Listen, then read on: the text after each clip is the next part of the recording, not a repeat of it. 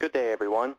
ASA Business Services is pleased to present this online webinar entitled Advanced Email Marketing Powered by Your AMS.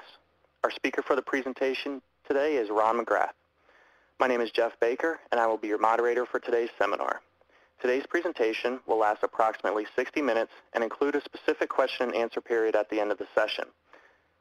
If you would like to ask a question, you may type it into the Q&A box on the lower right-hand side, or you can tweet your questions using the hashtag ASAEwebinar. If you have any technical questions during the event, please email support@HighRoadSolution.com. Today's webinar is being recorded, and all participant lines will be muted during the live program. Now it is my pleasure to turn the program over to the Director of ASA Business Services, Inc., Jennifer Baker. Thanks, Jeff. And good afternoon, everyone. We're so glad you've joined us this afternoon, and you're really in for a treat. The team at ASA Business Services is very thrilled to be co-hosting today's webinar with our newest ASAE-endorsed business solutions partner, HighRoad Solution. HighRoad provides the ASAE-endorsed e-marketing solution, and it's a program that was selected after undergoing ASAE Business Services' really stringent due diligence process. And you can learn more about the endorsed e-marketing program by clicking on the link in the resources box that's to the right of your screen. Now, it's really my pleasure to introduce Ron McGrath. Ron is here today to share his expertise and insights on methods that will improve your e-marketing ROI and increase your members' engagement with your organizations. Also increase your opening rates and your staff's productivity. Ron is one of the founders of HighRoad Solution and its Chief Technology Officer. HighRoad specializes in bringing integrated messaging solutions, email, mobile, and webinar to the association and nonprofit market. And it was HighRoad's innovative spirit that led the charge to develop a top-tier global e-messaging solution that integrates with the valuable information that associations and nonprofit organizations possess within our databases. Ron has more than 18 years of experience developing and providing cutting-edge technology solutions to various markets, including associations and nonprofits. So without further ado, Ron, please take it away. Thank you, Jennifer. Thank you, Jeff. Okay, well, today what we want to do is really try to give you the tools so you can develop your own email marketing program, an effective program that's going to get you better member engagement. So what I'm going to do is I'm going to actually walk through the entire process of email marketing in terms of creating the message, delivering the message, giving your recipients, members, control over the types of communications that they get from you, measuring the effectiveness of these email campaigns, and learning from that process. So it is an iterative process that you can continually learn from and continually strengthen your email marketing program. In addition to that, along the way, we have conducted a survey with over 1,000 people, and I'm going to be sharing some of the findings that we've discovered during the survey in terms of what your audience is expecting from your email marketing communications. Some prerequisites are you do need to be using an email platform that's going to have access to advanced reporting, features like dynamic content and lifecycle messaging that take advantage of the best practices I'm going to be covering during the presentation. Also, a really important piece, kind of the linchpin of all this, is integration to your AMS or your database. It's going to automate the movement of data between the email platform and your database and put you in a position to take advantage of these best practices in terms of sending out targeted email communications. So let's start with engagement, and let's start with establishing some benchmarks. We've compiled our reporting data over our network, and so have other providers. And what we've done here is basically built out what we feel are very good open rates for the association nonprofit market. And so anything that's around 20 to 23% is a good open rate. And so that is kind of your benchmark in terms of where you want to start. One of the challenges for member-driven organizations is a lot of the studies out there are actually focused around retailers. And so we have some interesting data here that's focused around member-driven organizations. So that is our benchmark that we're starting with. Now, if we look at some of the organizations within the association space, some experience open rates north of that, and they're doing some of the things that I want to cover during the presentation. Specifically here with ASAE, there are certain things that they're doing within their newsletter, for example, providing this table of contents, talk at the top, basically which allows the recipients of the emails to drill into the information that resonates with them most and get further information. So tables of contents at the top of email communications are very, very effective. MPI, they get very good performance out of their email marketing communications. One of the things that I like about their newsletters is their newsletters are not very vertical. And because of that, you can see here that they tend to get click-throughs throughout the email message. That is not typical. Typically in newsletters that are very vertical, you'll see click-throughs at the top and then it'll quickly go down to 0. So you can see here by trying to condense your newsletter and making effective use of pictures and read more links, you can actually drive better engagement in your email communications. So what could be more important than open rates? A lot of times people really focus on open rates when they're looking at the reporting metrics. And you really want to focus on open rates, but at the end of the game, it's really about conversions, right? The whole purpose of you sending the email in the first place, what the call to action was in the email communication. So you do want to make sure that you are measuring conversions. And so for a member-driven organization, that could be, how many members actually registered for the event itself, because certain subject lines or creative or call to actions will drive higher open rates, but maybe not as many conversions. And at the end of the day, it's all about conversions. Another way of tracking conversions would be if you're sending out membership renewal campaigns, you want to measure how effective those were, how many members renewed their memberships, and what was the total ROI on those email marketing campaigns. If you're using email to drive people to your social platforms, a conversion in that case may be if someone made a blog post or downloaded a white paper or completed their profile. So let's start with the process of creating a message and talk about some things you should be thinking about as you do that. So the tenet of email marketing is really focusing on your message in this area that we call above the fold.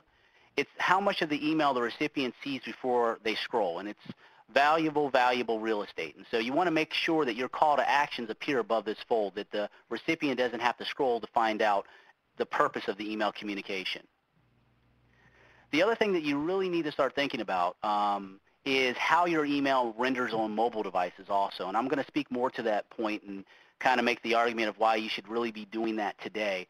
Marketing, basically Gartner Group studies show that within two years, people will actually read more email over their mobile devices. Based on the metrics that we've looked at and data, they're actually doing a lot of that right now. And so you really do need to start thinking about how your message performs on a mobile device. How does it render there? There are some great tools in the marketplace that you can take advantage of. There's a tool called Litmus. Most email service providers actually use this tool for developing what we call rendering reports. In the presentation that you'll have access to, I've put links to all these different tools. Litmus is a tool that doesn't actually send emails, but it has some great features in it in terms of being able to see how your message renders in the top email clients, including mobile devices. Also, it has spam filtering technology that basically analyzes the message and makes sure that there's not any kind of information in their subject, HTML tags, or content that might actually alert a spam filter. So some cool tools there you can take advantage of. You can see here this is their rendering engine. Basically, very quickly converts the message so that you can see how it's going to render in a ton of different email clients. A tool I encourage you to take advantage of. The CTO over there, or I'm sorry, CEO, Paul Farnell, he actually developed a really informative video that's out there, and again, this presentation has a link to it, that talks about email clients and how they actually interpret HTML and render messages. And so that's something I think you'll find very helpful. So, the first thing to ask yourself is, are you creating mobile-friendly versions of your email? Or are you just, kind of ignoring that segment of your audience right now? And so, again, one of the things the data is going to show here is you really do want to start thinking about that. And so the first piece of data I'll share with you is a breakout in terms of the receiving devices that are actually the emails are being opened on. So the top device that's used to open emails is Outlook, and that's very common. Most people are reading emails through Microsoft Outlook. But the second most used device is not Hotmail or Gmail. It's actually iOS devices.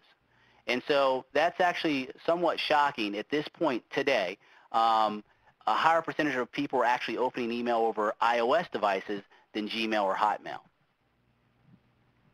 Now, if you look at the data a little bit differently, these three lines show you basically the blue is how much emails opened over to the desktop. The green is how much emails opened over the web, meaning web-based email clients, and the yellow is over mobile devices. And so you can see the desktop still wins, but you can see the trend here. Desktop, web are declining, mobile is increasing dramatically. And so again, you really do want to be thinking about how your emails render on mobile devices. If we look at that broken out by mobile device, you'll see here that iPhones and iPads, they actually have the market share at this point. So when we surveyed those 1,000 individuals and we asked the question, if you get an email on a mobile device that doesn't look good, what do you do? You can see here basically a lot of people, 69% of them delete it. And then what's also disturbing is another 18% actually will unsubscribe. And so again, kind of making the argument of you really do need to think about how your email renders on mobile devices. And so with that, I'm actually going to share the video of the survey and us asking this question.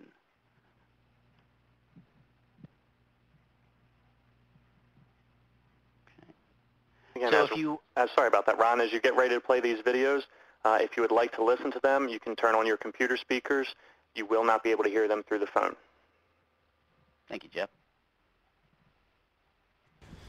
If I get an email on my mobile device, on my iPhone, that doesn't look good, I probably just delete it right away. I delete it instantly. Are we talking about physically, like the graphics, and if it's just a poorly constructed email? If I get an email on my cell phone and it looks awful, I delete it before I read it. Ditto. I'll just trash it. If I get an email on my cell phone that doesn't look good, I usually just ignore it or delete it right away. Delete. Emails that come to my phone that aren't work-related, I delete them from my phone, but not necessarily from my email account, just so they're not on my phone. So then later on, when I'm on the computer, I'll go through, and whatever ones I do recognize, I'll either open, or if not, I delete them. If it's messed up on my mobile phone, I don't even click on it, I just delete. Great. So you can see, again, how your email renders on mobile devices is very, very, very important. So some of the things you want to think about is, what do we mean by render on mobile devices? The big deal now is, in the past, what was happening was most email service providers would send out an HTML and a text version of the email and put it into what we call a multi-part MIME message, and the receiving device would show what rendered properly on it. Nowadays, with mobile devices, the text version isn't so important because they can show HTML. The question here is making sure that the HTML renders in a way that it's going to be optimized on a smaller screen. And so basically, you can see here the difference between a desktop version of the same email and a mobile version. The mobile version isn't as wide. It has less imagery. And there's a bunch of different ways that you can accomplish this. One is some email service providers actually support 3 versions of the message: the full HTML version, the mobile-friendly version, and also a text version. Now, if you're using an email platform that doesn't support both of those, you can use what the market is talking about now is what we call responsive design, and it's basically using media queries within this inline CSS to make the email a little bit smarter and intelligent in terms of what device it's being opened on. So even if you don't have a mobile-friendly option within your email platform today, you can actually still take advantage of building messages that render well on mobile devices. There's a link to this white paper we've created within the presentation that gives explicit instructions on how to do that. So another thing in terms of just looking at overall design and how your message looks, one of the questions that we asked is, if the email you receive looks bad, does that influence your perception of the brand that sent it? And you can see here a large percentage, over 70% actually indicated it did. And so again, how your message looks, how professional it is, does impact your brand and how people see you as an organization.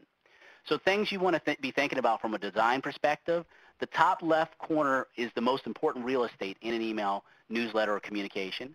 You definitely want to create a balance between images and copy. You want to use what we call the 60-40 rule. 60% of your message should still be text within it. I've seen some brands that send out basically an image sliced up. It's all images, and the problem with that is a lot of recipients have image blocking on. So every Friday I get offers from TGI Fridays, I don't know what they are because it's completely images, and I have the images blocked, and I'm not going to take the time to load them. So make sure you have a good balance between images and your copy. Again, put your call to action and your table of contents above the fold. Also, use read more links for two reasons. One is you don't want to give away all your content for free. You want to make the recipient actually click through, get back to your website, hopefully get more engaged in your organization. And also, that's going to give you valuable insight within your email platform in terms of the reporting and understanding what topics are performing best with your audience. And the last thing you want to think about is, remember, white space is a design element. From an email coding best practices approach, if you're going to use CSS, you want to go inline with it. It's actually funny because the desktop, there's a lot of inconsistencies with the desktop email clients in terms of how they render CSS within email communications. Those do not exist within the mobile devices. Actually, mobile devices are much, much more HTML compliant, and there's a lot of interesting things you can do with them. That being said, if you want to get the most consistent rendering across the greatest number of devices, you do want to make sure your CSS is inline. To get even better performance, you'd want to stick to font tags themselves. Using HTML tables for layouts was also going to give you a more consistent rendering. Again, these things are starting to change because with the focus on mobile and making sure that you have this flexible design, you're going to see more and more use of CSS, and I'm going to give you a table that actually lets you know what tags work in what email clients. The other thing is you don't want to use any active content within your email communications. Things like scripting or forms, spam filters are going to be looking for this. It will get your email blocked. Make sure you're using the alt tags within your email communications, meaning behind an image, there's always an attribute where you can populate within that image an alt tag, and that's what will show if the image is blocked. Remember, with Outlook 2007, it doesn't actually display that text, but you still want to take advantage of those. And then also be careful when you're copying and pasting text from MS Word. A lot of times when people do that, it brings additional proprietary HTML code along, which causes deliverability issues, rendering issues, and formatting issues. So if you're going to use CSS, this is a great chart. Again, it's linked to a document that gives a breakdown of all the CSS tags and which email clients they work in. And so it's a good tool to use when you're actually building out your HTML message for email clients. Just remember that HTML for email clients is a little bit more focused in than what you can do within a website on a web browser. So the other thing to think about here in terms of your email and how it looks and really the content itself is, one of the questions we asked during the survey is, when you unsubscribe, what is the primary reason? You can see here the biggest reason for unsubscribes is relevance, is recipients receiving emails that are not targeted, that are not relevant. And so things that, again, you want to think about. Within your platform, if it's an advanced solution, you'll have something called dynamic content. It's really a great feature that you can take advantage of. Basically, it allows you to tailor the initial part of a newsletter based on demographics you pulled over from your AMS or based on what people have opened or clicked on in the past. So you can see here, just as an example, a generic example, a tag where the content's going to go. Now, that looks like a personalization tag which would take field data from your AMS or database, but in this case, it's actually a dynamic content tag. So it's not going to just merge in an individual field. It's actually going to merge in an entire content block. And so you can see very quickly here that, if I had interest in executive leadership in terms of technology, I would get this lead story, where someone that has other interests, for example, in social media, they'll get a lead story more relevant to them. Again, this is the kind of thing you want to be doing because it actually takes advantages of knowledge that you already have about your audience to send out a more focused, targeted email. And again, you're focused on that area above the fold. The other thing that you want to think about is we all send emails, but we're all consumers of messages. And sometimes when we're launching emails, we don't make the connection there. And so when you're sending out emails and thinking about how frequently you're going to send a message or what you're going to put in that message, you always want to think, again, as yourself as a recipient when you receive emails from other organizations or companies. And so there is a very methodical way that we actually consume email messages, and I kind of want to walk through that process because it's very beneficial to understand it and think about it when you're developing your email communications. So when an email is sent out, the first thing that the recipient sees is the sender name. And if that sender name is recognized, they're familiar with it, then they'll go over to the subject line. If that's compelling enough and it captures their interest, a lot of times in their email client, they'll have preview on, and they'll see some of the message. So again, it's important that that area above the fold is effective because you want to draw them in further. And then hopefully they kind of peruse the message and click through, and again, back on your website and or engaging with your brand even more. So in terms of how emails are consumed, let's look at kind of the layout or the composition of a message. At the very top, you'll have your sender name, your subject line. You'll have your pre-header. And I want to talk a little bit about pre-headers. What pre-headers are is a lot of times you'll put a little bit of text at the top of your message. Traditionally, what pre-headers are used for are things like, if you can't view the email through your email client, click here. Or please make sure you add our from address to your address book. And those are good things to be doing. You also want to think about pre-headers in a different way, because with some organizations and brands, they're actually using the pre-header to offer a discount or a promotion. The reason that's important is, again, connecting it to mobile devices. iPhones use that pre-header as their preview in the actual email client. So again, different ways you can use that pre-header to draw a person in even further and get them to engage in your email communication. The sender from name, you can see down here, the from name is the alias that appears above the actual sender email address, okay? And that is what the recipient's going to see in their email client.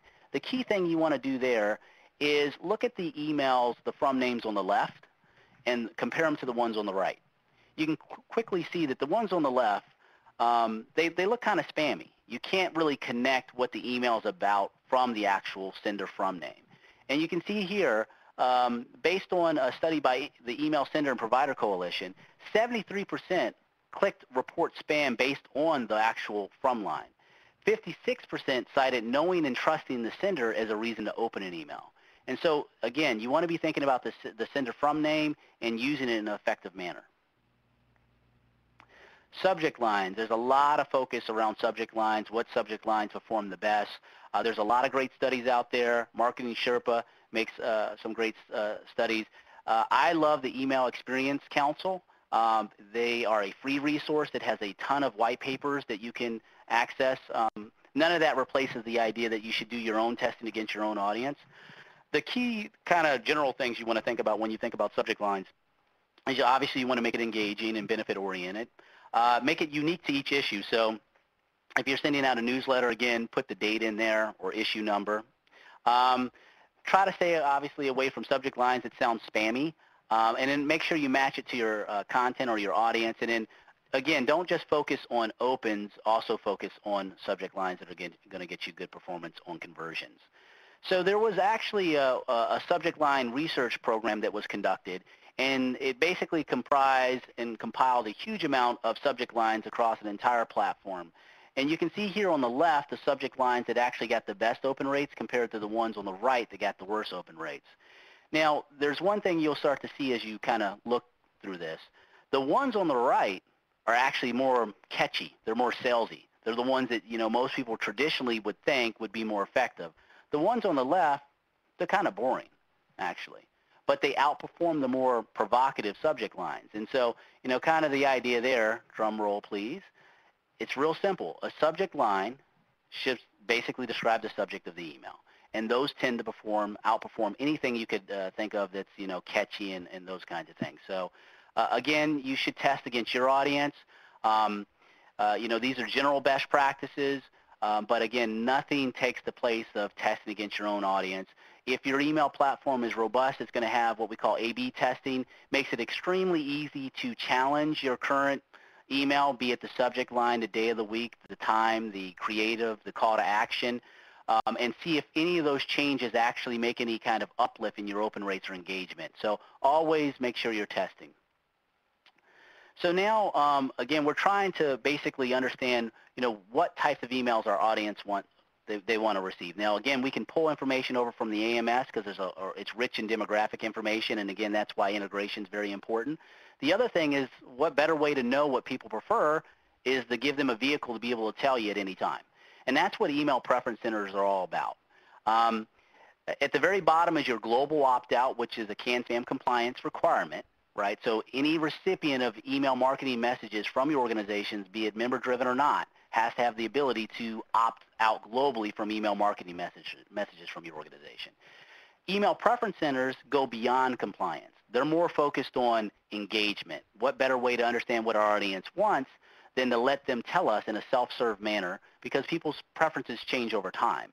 So one thing, if you're not using this as an organization, the first thing you need to do is think about, okay, what kind of emails do we send out, and how can we compartmentalize or bucketize those into groups so that we, give our audience the ability to select and deselect what they want. So some organizations do it by communication type, some do it by newsletters, some do it by a combination of both.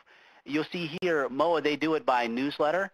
They send out a tremendous number of emails, about 2 million a month, and they get anywhere between 38 to 42% open rates. So your volume is not the driver of why you wouldn't be getting engagement. It's really about having an effective email preference center, integration to your AMS, sending out focused targeted emails, making sure they render well. Those are the kinds of things you really need to be focused on. One of the things I also like here is you'll notice here that it's by newsletter, so you have legislative update, news exchange. In the newsletter they send out, they use what we call primary and secondary branding effectively. The primary brand is on every email that leaves the organization, there's always the MOA brand. But the secondary brand is the actual newsletter itself, and it just allows the recipient of the email to quickly correlate when they get to that email preference center which group this belongs to, and pick and choose what they want in an effective, accurate manner. And so something you can take advantage of too. ASAE sends out a lot of communications, and so their preference center has more options on it. It is also integrated with the AMS. So what's interesting here is members see different preferences than non-members than prospects. And so making your preference center dynamic based on those kinds of things is very effective. We have some organizations that do that in terms of there's certain like officers that are not able to opt out of specific communications. Integration to the AMS is going to allow you to do those kinds of things. Anytime you have a global opt-out on your email preference center, I would recommend having some kind of message pop up when they check that, just to make sure they understand what they're about to do. And so, again, you have to make it easy for them to do, but you can bring it to their attention. They're about to remove themselves from all email marketing messages from the organization. So in terms of what you can ask or put on your email preference center, again, these preference centers can be customized. We do a lot of that for our clients. So, what can you actually ask for on the preference centers? So one of the things I thought was interesting from the survey is one of the things that we asked is how many personal email addresses do you have? You'll notice here that the largest response was around on 2 email addresses. And so one of the things you might want to think about for your email preference center is giving the recipient the ability to put in 2 email addresses and choose what types of communications go to what email address. Just different things like that that you can take advantage of on these email preference centers. The other thing that we asked is, in addition to your email address, what other information would you be comfortable sharing with an organization? And you can see at the top, typically first name, zip code, last name, year of birth. The phone number, we think because of solicitation reasons, is a lower percentage. So there are additional information or demographics you can collect via your email preference center. Now, if you are using an AMS, I would require the person to log into the member portal before they can update this kind of information. Because remember, your email preference center cannot be behind the firewall or a password. They have to be able to get to that unauthenticated. So again, just different things to think about when you're developing your email preference center. And then another thing that we asked is, if you're about to unsubscribe, is there anything a brand could do to change your mind? And so let's see what our surveyors said about that. Is there something the company can do to make me change my mind? You know what, I'm not too sure. Generally, when I want to unsubscribe, I unsubscribe, and there's not much something's going to do. Maybe if they gave me a coupon or a discount or something like that, that may sway me that way. If a company wanted me to stay subscribed, I would probably want them to just try to maybe have me take a survey to see if they could do anything differently, to see what type of emails I would prefer. If I knew that they were not going to flood me with emails with just we're having, you know, just constantly 3 times a week, I probably wouldn't unsubscribe because I only subscribe to those that I really care about. Give you an option. Do you want it to come every day or do you want it to come once a week? Giving you an option of when they can send them out. Wow, so some people, no way. Not going to change my mind on that. So interesting information. Again, you can see effective use of an email preference center can help there. You know, the thing I took away from that, the responses to that question was, in your footer of your emails, you should have 2 links. One that says change your email preferences, and another one that says unsubscribe. Because it looks like people that are really kind of at that point have made up their mind in terms of unsubscribing, but that link to change your email preferences will take people to the preference center. They'll both go to the same place, but it's just, again, the wording there. So just kind of a key takeaway in terms of the survey that we conducted and the responses that we got back. The other thing that you want to think about is definitely sending out the right message with the right content within it is critical and very important in terms of targeting and getting better engagement. But also when that message goes out is very important. Basically, there's a concept in the email space called Lifecycle Messaging. And what it's really about is that as your customer lifecycle changes with your organization, you want to be communicating with them at those critical points. And so it could be like, for example, a welcome program. Someone signs up to receive emails from you. There's a certain sequence of emails that should go out, and I have a video I'll share that will show that people have that expectation. Also, before membership expires, sending out a sequence of emails 90, 60, 30 days before that membership expires. And for new members that sign up, instead of trying to basically put everything into a single message, maybe send out a series of emails over 4 weeks that lets them know what it means to be a member of your organization. So different ways you can take advantage of lifecycle messaging. Let me share this video here in terms of people's expectations when they actually sign up and opt in to receive emails from an organization. What I expect to happen after I send up for an email. What do I expect to happen after I've signed up for an email list? Typically, if I sign up for an email list, I expect an email. I'll get an email right away saying thank you for joining the list. I guess I expect to receive some, like a welcome email, something like that lets me know that I actually signed up. What do you expect to get after you sign up for the email? I expect to get something that's minimal and, like, you know, just gonna kind of give me updates, not the information that I could get on my own or that's posted on the website or on, you know, on poster in the window when you're walking by, yeah. I expect to get bombarded with emails.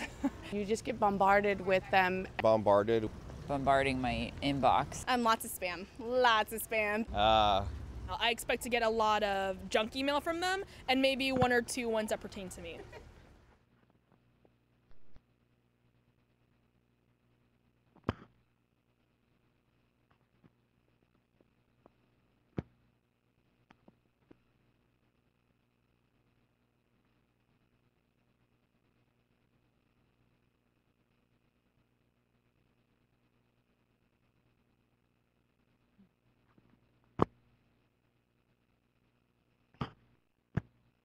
Hello, Ron. You may have been listening to the videos yourself and muted your line. I did. Thank you, Jeff. No problem.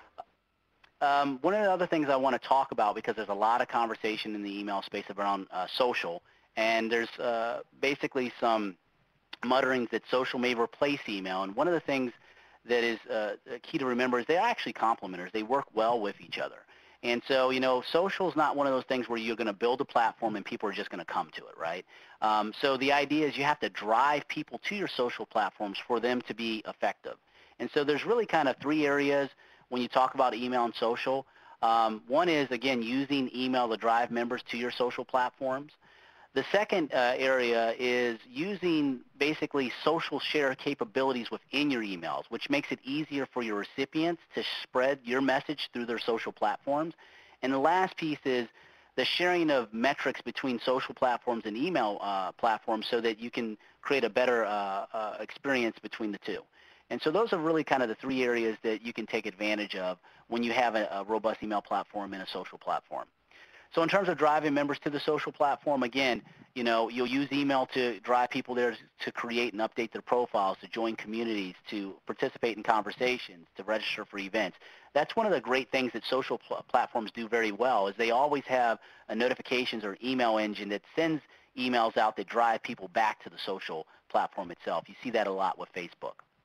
And then social share is really about, within your email communications themselves, adding social icons that allow the recipient to share your content on their social platform. It's like forward to a friend, but instead of through an email, it's actually through a social platform. And so the idea here is I get that email, I click on the link at the top, it gives me the ability to share it on different social platforms. If I choose Facebook, it automatically adds that content to my Facebook wall, and now all my friends can see it, including a link to the original email that was sent out.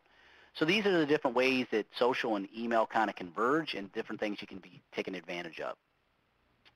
The other thing I want to talk about are transactional emails. And transactional emails are very unique because they are emails that don't actually have to adhere to CAN-SPAM compliance.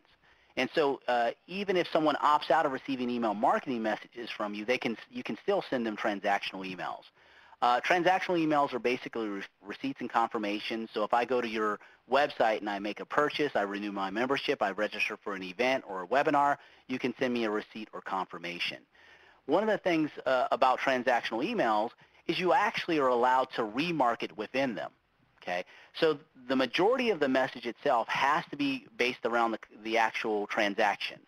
But in the sidebar on the bottom piece, you actually can remarket within that email as if it was somewhat of an email marketing message. iTunes, Apple, they take great advantage of this. So if you buy a movie or music, they will always remarket within that message of other music or movies that you might be interested in. And they have some really complex engines behind this, because it's not just throwing any kind of music in there. It's based on the artist, the genre, and what other people have done on their system. So very, very effective. As an organization, member-driven organization, what I would recommend is on all your transactional emails, you also give people a link that drives them back to your email preference center, right? Because someone who may have opted out will have the ability to opt back into your email marketing messages very effectively by doing that. And so another way of taking advantage of your transactional messages.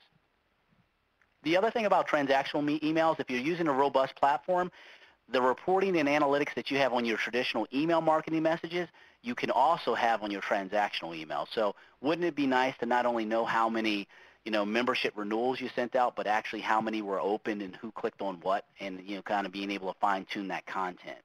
So again, transactional emails, big, big thing that's happening now, something to be looking for over the horizon too.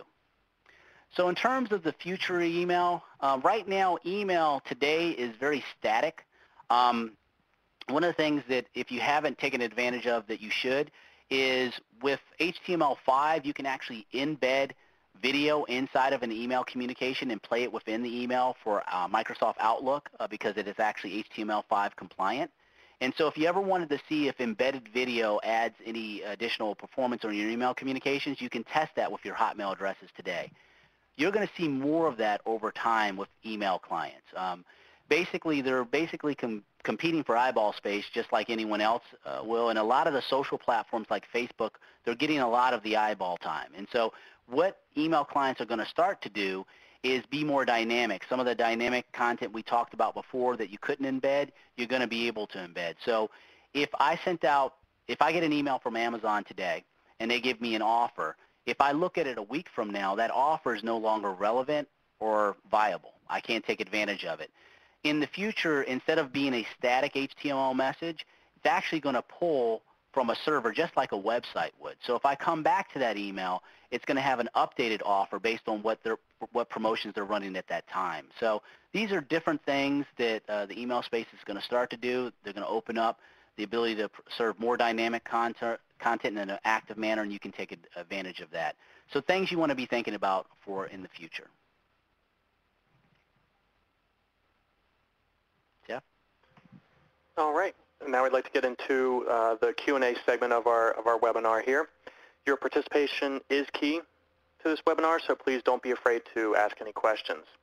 Again, if you would like to ask a question via the web conference system, you can type it into the Q&A box on the lower right-hand side of the screen, Or you can also tweet your question using the hashtag ASAEwebinar. Also, if you would like to let us know about other topics that you would like to see discussed for future webinars, please feel free to type those into the Q&A box as well. We'd love to hear some of that feedback.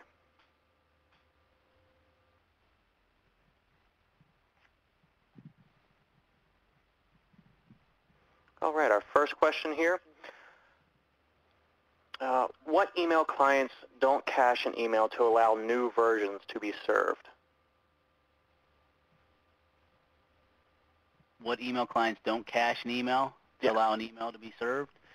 I mean, the caching, it really depends on the system that you're using, but most of the time, if you're using a web-based email client, that's going to actually be a function of the browser itself. But in general, you're going to get a fresh copy each time that you actually access your email. So you're not going to have the same issues that you would normally have with a web page, for example. Okay, thank you. Next one, do you have any tips on how to make subject lines less spammy? Again, with subject lines, the more straightforward you can be, the better. It really should be focused on kind of the content of the message. If your email platform itself should have some kind of tool in it that's based on algorithms developed by Spam Assassin that will actually do a lot of that work for you.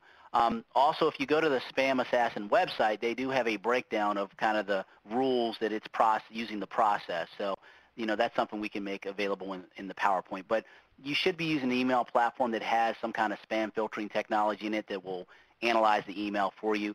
Things like all caps in your subject line would be identified as spammy, those kinds of things. But a tool like that will be is very helpful.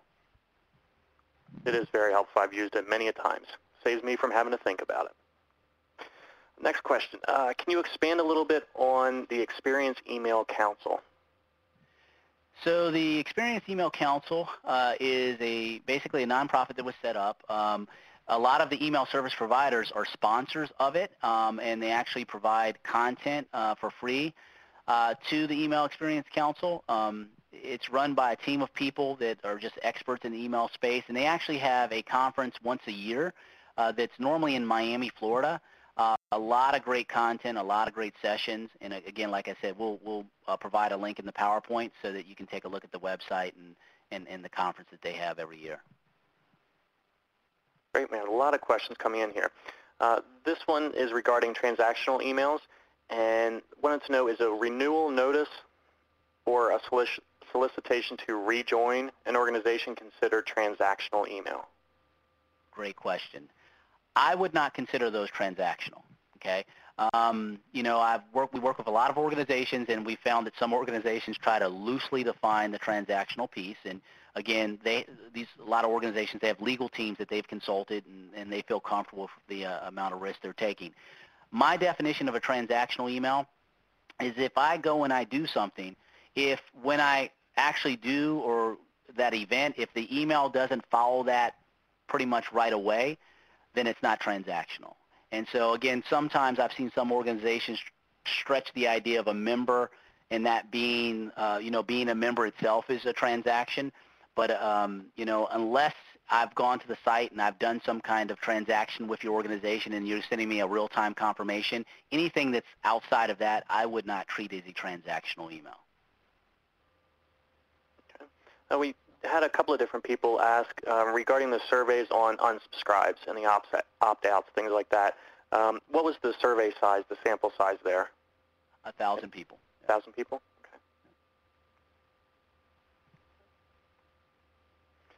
Okay. Currently, the type of email distributed, HTML or text, is based on the user's preference. Would that be the same for mobile email customization? Jeff, repeat the question again? Sure. The type of email distributed, HTML or text, is based on a user's preference. Would that be the same for mobile email customization? So it sounds like they're asking if they would be able to select that as an option. You could do that. You could actually allow them to be very direct about what the type of communication or the mobile-friendly version, if they want to receive it to this email or not. And that's one thing to do because you may not know. The other thing is if you basically make those emails dynamic, if I'm looking at the same email, So if I'm looking at it in my desktop, I'll see the full HTML version. If I'm looking at that same email over my mobile device, I'll see the mobile-friendly version. That can be effective because a lot of times I know, as for myself, I look at the same email on both devices, depending, if I'm going to meetings and that kind of thing. And so making that more automated tends to be better, but you could open that up as an email preference and be more, specific about it and just override that. But I like the dynamic model better. Okay. I have a question on how often you think we should change the look of our emails. Oh, great question.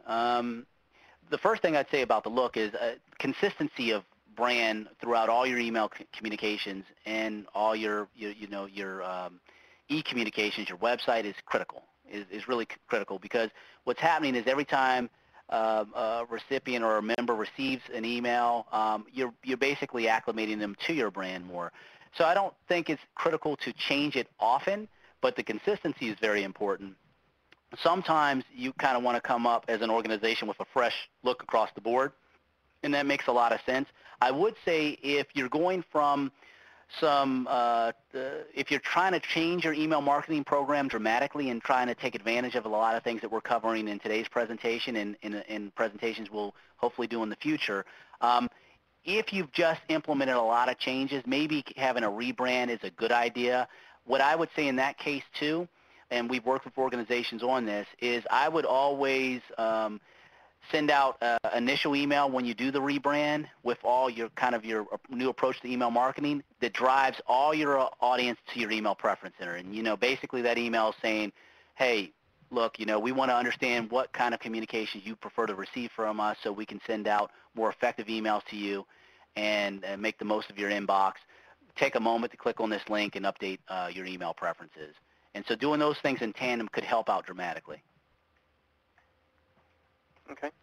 Is there a best time, or what would you recommend as far as getting the results of your email? 7 days after you send it, 10 days after? Is there a good rule of thumb there? I definitely would say wait a couple days, 3 to 4 days, because again, like you said, the metrics will flow in as people are actually interacting with the message. But predominantly what I've seen is after, you don't see a significant change after 2 days. I mean, you pretty much a day after have gotten most of the movement in terms of the engagement in the email communication, including bounces and those kinds of things. But, if you wait 3 to 4 days, that should be plenty enough. Yeah. Okay. What is the biggest advantage to integrating with the CRM or AMS? With the AMS or CRM? Yep. Okay, so integrating with the AMS is going to basically automate a lot of movement of data in terms of, okay, basically all your customer records, the majority of them are going to be in your AMS. And so if you don't have that integration, you're basically running some kind of report. If you're using Aptify, Personify, Netforum, each one of those tools have different querying tools. Exporting it and then importing it into your platform. The problem is, after you've done the import, that list is no longer relevant because it's not accurate, right? Because your data set changes constantly in your AMS. So what we found is clients that aren't integrated, they don't do as much segmentation because it's too much work trying to keep all those lists up to date and refreshed in their email platform. And so automation is going to completely automate all that data syncing and allow you to send out more targeted emails. Also, your email preference center. When you collect this information, you want to own that information. You don't want it to be in an email. We're an email service provider, but I'm being frank. You want to own it, because if you want to move, you don't want all that information just to be stuck in their system. And I would say across the board, any kind of platform that you're using, be it a social tool, an email platform, a support engine, it always should write information back to your AMS, because that is where you're going to own the information once it's back in your AMS. All right. Question about the win-back program. When is the best time to use that, and could you explain a little bit more about the win-back program? So the win-back program, I think you might be referring to the screenshot that we had. We have some predefined what we call strategy blueprints that are basically automated so that people can take advantage of lifecycle messaging in a very easy, intuitive manner. So the win-back program is all about winning back people that have based on your email metrics, have gotten very disengaged in your email communications. And so there's some automated pieces in there in terms of looking at the metrics, the reporting metrics and segmentation that automates that process in terms of you trying to initiate win-back programs and getting people back engaged in your email communications. Okay, thanks. Another question about subject lines. I believe everyone got the importance of the subject lines now, so a few more questions about that. Special characters in the subject lines, smiley faces, hearts, any other special characters like that. Good, bad? What do you think? I would stay away from them. I will tell you certain characters can actually cause deliverability issues. Remember we had a client that when they were sending emails to themselves, it was going to their spam folder. And what we found out was they had copied and pasted from Word into their subject line. And Word uses, instead of an N dash, a shorter dash, it uses an M dash. Okay, and the spam filtering technology basically caught that. So I would stay away from those kinds of things for email marketing messages. Great for, I do it all the time in my personal messages to friends, but in email marketing, I would definitely stay away from those. Yep.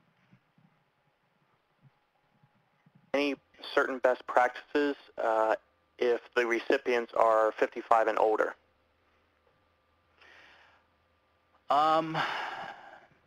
No specific best practices. You do want to segment your audience based on those kinds of demographics and make sure that you're sending out communications that are relevant based on age. I do find that what I've seen based on some of the age demographics is that older recipients of emails tend to be very loyal. I mean, if you're sending communications that are relevant and they stop getting them, they will give you feedback on that. And so that's been my observation. I don't think, again, there's Email Experience Council has some interesting reports there, but that, that's pretty much, kind of some of the things I've seen directly myself. Okay. Looks like we'll have time for probably one more question here. This is actually a good one to end on. Talking about the future, do you predict that the forward to a friend feature will not be used as much because of the social sharing as those features increase? It's hard to make a prediction, right? Because normally what's going to be next, a lot of times we have no clue. It just comes out of left field. But I would say the tendency would be more likely to use the social features and not forward to a friend. Forward to a friend, we have some clients that are taking advantage of that. I don't see high metrics on it, but I don't see a ton on social as of yet. The social features, adding them to your emails is very, very cool. I encourage people to do it. Is it making substantial differences to people's email marketing campaigns at this point? No. A lot of the talk around social stuff is excitement because social is sexy right now, but there's not a lot of metrics that show it profoundly impacting people's engagement in email communications and sharing of information. But I would still encourage people to do it and then see what the future holds. Okay, great. Thanks, Ron. There were a few other questions, actually a good handful of other questions that came in. Unfortunately, we don't have time to get to them all, or they may have been very specific to a particular email platform or AMS system, things like that. So we'll try and follow up offline to answer those questions for those that had submitted them that way. All right. And also note, you will be receiving an email with a link to download a copy of the PowerPoint presentation. Few questions that have come in that way as well. I tried to answer as many as I could, but you will get a copy of these. So thank you, everyone, for your participation in today's webinar, Advanced Email Marketing Powered by Your AMS, brought to you by ASA Business Services. Special thank you to our speaker, Mr. Ron McGrath. In the next few minutes, you will receive an evaluation form via email. Please take a moment and provide us your feedback. Or you may click the link in the resource box to access the survey and tell us what you thought about today's sessions. If you have any additional questions or comments, please contact ASA Business Services at endorsedsolutions@asaecenter.org. Today's session was recorded. You'll receive an email in the next few business days with a link to the webinar recording, as well as the written answers to the questions, and, as I mentioned, a link to the PowerPoint slides. Today's webinar is copyrighted by ASA Business Services, Inc., with all rights reserved. This concludes today's program. Thank you, and you may now disconnect.